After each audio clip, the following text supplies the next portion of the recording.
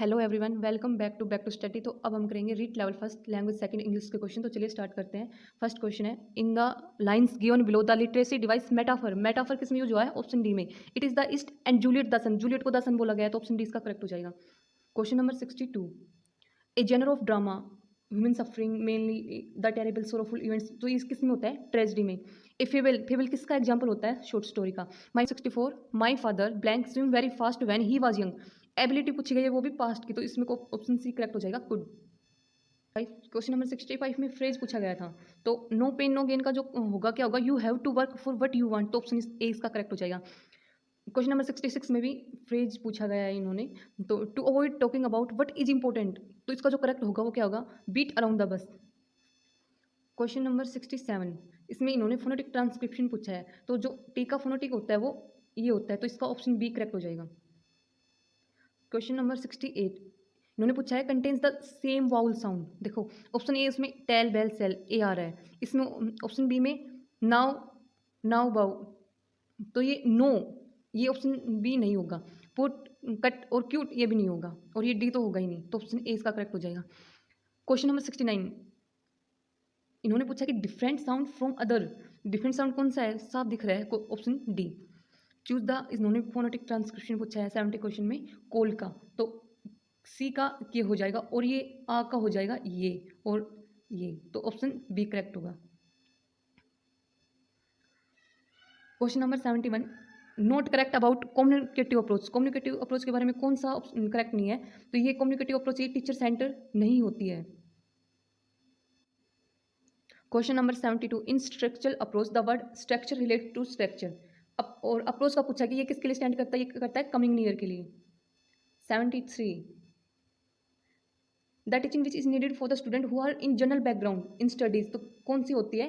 Remedial teaching. The process of finding out the extent to which the desired change have taken place, तो किस में होते हैं desired change? Evaluation में। An important part of any evaluation in which teachers could prepare a record sheet for each student indicating the different skill to be tested, तो इसका जो मेरे अकॉर्डिंग आंसर वो ए होना चाहिए, बाकी इसको स्टार मार्क करते हैं। Which one is not a type of digital portfolio. Digital portfolio के कौन से टाइप नहीं है? ऑक्यूपेशनल नहीं होता digital portfolio. Question number 77, which one of the prime target of environmentalist across the world? Blank non biodegradable plastic, तो इसका correct option होगा option B. We should carry cloth bag blank plastic bag, तो इसका correct answer होगा option C instead of.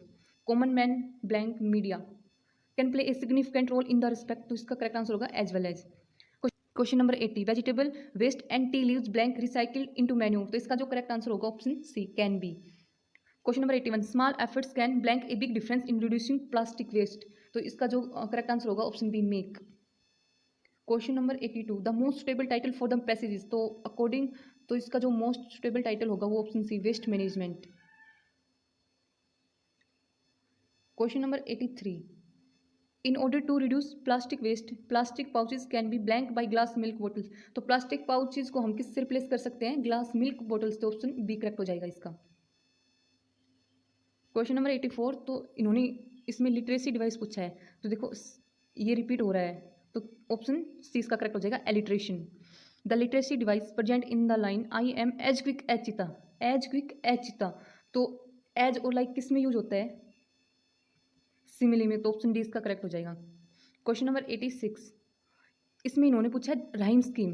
देखो day way a air hair b b, तो इसका correct जो ऑप्शन होगा वो option a b b. Question number 87, इसमें भी इन्होंने पूछा है कि what is personified in the above line. देखो all the little cornflakes were so excited, तो क्या कहा गया है कि कॉर्नफ्लेक्स थे वो बहुत एक्साइटेड थे, तो कॉर्नफ्लेक्स को पर्सोनिफाई किया गया है। Question number 88, A mournful poem typical A lament for dead. Lament for dead जो होती है वो कौन सी होती है? एलेगी। Question number 89, the literacy term use for a poem of 14, जो 14 लाइन्स है वो सोनेट में होती है। क्वेश्चन नंबर 90 और last question, who knows why the cold wind blows. देखो इसमें नोज ब्लोज, तो इसमें वाउल साउंड की रिपीटेशन होती है, और वाउल साउंड की जो रिपीटेशन होती है वो एजोनेंस में होती है। आज के लिए इतना ही, मिलते हैं नेक्स्ट वीडियो में, तब तक के लिए अगर आपको कोई क्वेश्चन में डाउट हो तो कमेंट जरूर कीजिएगा, एंड चैनल को सब्सक्राइब कीजिएगा, लाइक कीजिएगा और वीडियो को शेयर जरूर कीजिएगा। Thank you everyone.